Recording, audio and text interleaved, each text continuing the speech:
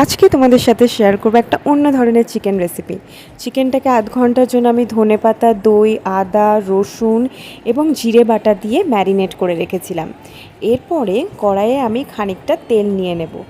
তারপর আমি নেব এখানে এলাচ, এখানে লং, গোলমরিচ গোটা এবং তার সাথে নেব দারচিনি।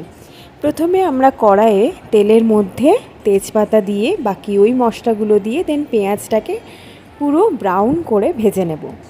পেঁয়াজটা প্রায় দেখো এখানে ব্রাউন করে ভাজা হয়ে গেছে। এবারে যে আমরা ম্যারিনেট করে রাখা চিকেনটা ছিল সেটা দিয়ে ভালোভাবে নাড়িয়ে চাড়িয়ে দিয়ে দেবো এটাতে পরিমাণ মতো নুন, আমি এখানে পিঙ্ক সল্ট ইউজ করেছি, এবং চিনি।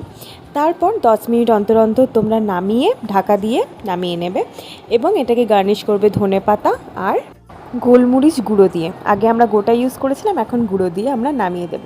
তাহলেই রেডি তোমাদের চিকেন।